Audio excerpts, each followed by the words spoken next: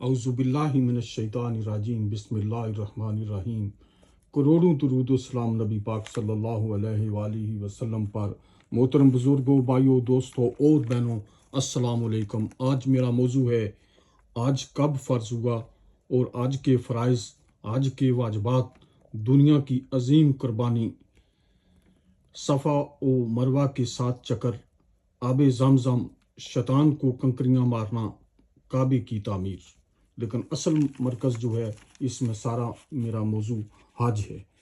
تو آج 9 ہجری میں فرض ہوا۔ آج دین اسلام کا 5واں بنیادی رکن ہے۔ نبی کریم صلی اللہ علیہ وآلہ وسلم نے اپنی زندگی میں 1 حج اور 4 عمرے کیے۔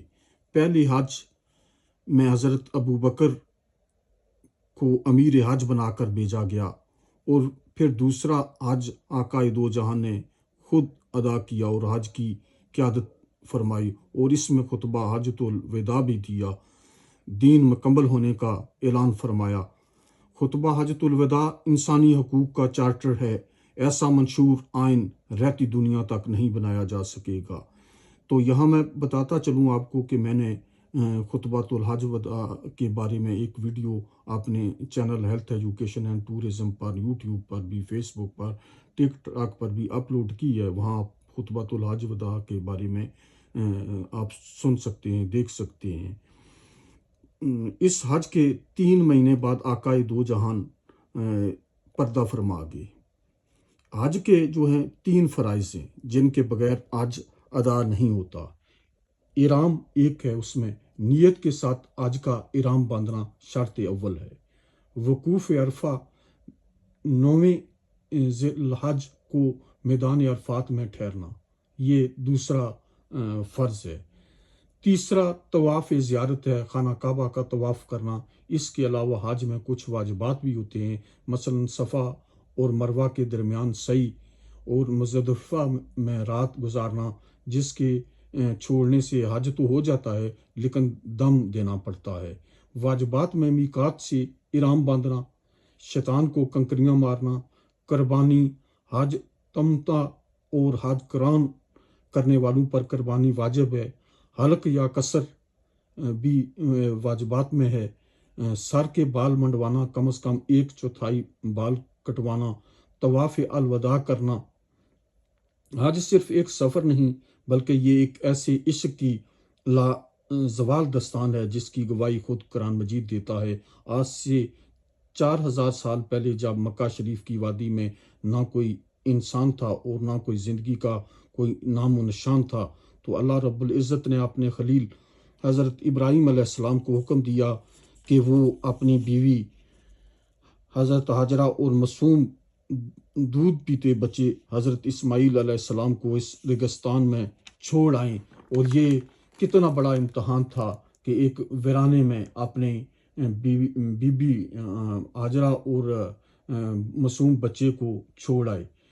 ایک بوڑھا باپ اپنے اکلوتے جگر گوشے کو تپتی ریت پر چھوڑ رہے تھے۔ جب بی بی حاجرہ نے روتے ہوئے پوچھا کہ ہے ابراہیم، کیا اللہ نے آپ کو یہ حکم دیا ہے؟ تو حضرت ابراہیم علیہ السلام نے سر جھکا کر کہا ہاں۔ تو تب اس عظیم ماں نے جو جواب دیا وہ رہتی دنیا تک کے لیے ایمان کی بنیاد بن گیا۔ انہوں نے فرمایا اگر یہ میرے رب کا حکم ہے تو وہ ہمیں کبھی نقصان نہیں پہنچنے دے گا۔ یہی وہ بے مثال توکل تھا جس کا ذکر قرآن کریم کی سورت ابراہیم آیت نمبر 37 میں یوں ملتا ہے کہ ہے میرے رب، میں نے اپنی اولاد مکہ میں جہاں کھیتی نہیں، تیرے عزت و ادب والے گھر کے پاس لا بسائی ہے۔ جب پانی کا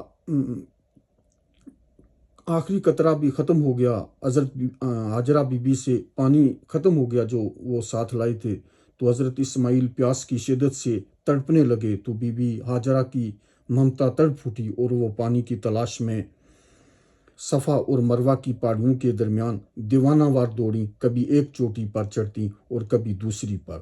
انہوں نے اس طرح پورے 7 چکر لگائے۔ اللہ کو ایک ماں کی یہ تڑپ اتنی پسند آئی کہ قیامت تک کے لیے ہر حاجی اور جو بھی عمرہ کرنے کے لیے جاتا ہے پر صفا و مروہ کے درمیان دوڑنا، صحیح کرنا فرض کر دیا گیا۔ جب وہ مایوس ہو کر بچے کے پاس لوٹیں تو وہ اللہ کا بڑا معجزہ ان کا منتظر تھا، جہاں معصوم حضرت اسماعیل نے پیاس کی شدت میں اپنی ایڑیاں رگڑی تھیں، وہاں سے زمین نے ایک چشمہ اگلنا شروع کر دیا۔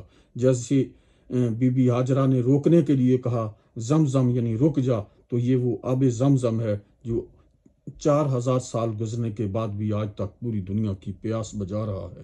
امتحان ابھی ختم نہیں ہوا تھا جب وہی بچہ جوان ہوا اور باپ کا سہارا بنا، تو اللہ نے حضرت ابراہیم علیہ السلام کو خواب میں اپنے اسی پیارے بیٹے کو ذبح کرنے کا حکم دیا۔ جب والد نے بیٹے کے سامنے یہ خواب رکھا تو فرما بردار بیٹے کا جواب تاریخ میں سنہرے لفظوں سے لکھا گیا، جس کو سورۃ الصفات میں بیان کیا گیا۔ بیٹے نے کہا ابا جان، آپ کو جو حکم دیا جا رہا ہے اسے کر گزریے، انشاءاللہ آپ مجھے صبر کرنے والوں میں پائیں گے۔ جب دونوں باپ بیٹے نے اللہ کی رضا کے سامنے جھک کے اور منا کے میدان میں حضرت ابراہیم علیہ السلام نے بیٹے کی گردن پر چھری چلائی تو شیطان نے انہیں بکانے کی کوشش کی، جس پر انہوں نے شیطان کو پتھر مارے، جو اب بھی آج میں شیطان کو کنکریاں ماری جاتی ہیں اور رہتی دنیا تک یہ عمل انشاءاللہ جاری رہے گا۔ جیسے ہی چھری چلی تو اللہ کی طرف سے چھری کو نہ کاٹنے کا حکم تھا، تو حضرت اسماعیل علیہ السلام کو بچا کر جنت سے ایک دمبا بھیجا گیا اور دمبا وہاں رکھ دیا گیا اور حضرت ابراہیم علیہ السلام کی قربانی کو ابد تک کے لیے امر کر دیا گیا۔ اس کے بعد باپ بیٹے نے مل کر اللہ کے حکم سے کعبے کی بنیادیں اٹھائیں۔ جب کعبے کی تعمیر مکمل ہوئی تو اللہ نے حکم دیا، اور سورۃ حج میں اس کا ذکر ہے، لوگوں میں حج کا عام اعلان کر دو۔ حضرت ابراہیم علیہ السلام نے عرض کیا کہ یا اللہ، اس ویران ریگستان میں میری آواز کون سنے گا؟ تو پروردگار کی طرف سے، اللہ کی طرف سے اللہ نے فرمایا کہ اے ابراہیم، تمہارا کام صرف آواز دینا ہے اور کائنات کے ذرے ذرے اور روح تک اس آواز کو پہنچانا میرا کام ہے۔ یہی وجہ ہے کہ اس دن سے جس روح نے لبیک کہا وہ آج بھی مکہ کی طرف کھینچی چلی آتی ہے۔ اور پھر 632 عیسوی میں ہمارے پیارے نبی صلی اللہ علیہ وآلہ وسلم نے آخری خطبہ حجۃ الوداع کے موقع پر اس حج کے مناسک کو آخری اور مکمل شکل دی، اور خطبہ تو حجۃ الوداع بھی فرمایا، جیسے میں پہلے بیان کر چکا ہوں۔ جس نے اللہ کے لیے حج کیا اور گناہوں سے بچا اور ایسے پاک ہو کر لوٹتا ہے جیسے آج ہی اس کی ماں نے اسے اسی وقت ہی جنم دیا ہو۔ اللہ پاک ہم سب کو حج، عمرے اور روزہ رسول اور قبلہ اول کی بار بار صحت مند حالت میں حاضری نصیب عطا فرمائے۔ اللہ پاک آپ کو بھی حفظ و امان میں رکھے اور مجھے بھی اللہ پاک حفظ و امان میں رکھے۔ پلیز یہ ویڈیو میری لائک اور شیئر کریں، اور یوٹیوب پر میرا channel health education and tourism subscribe کریں تاکہ آپ کو بھی معلومات ملتی رہے۔ اللہ تعالیٰ آپ کو مشکلات، مصیبتوں اور بیماریوں سے بچائے۔ اللہ حافظ۔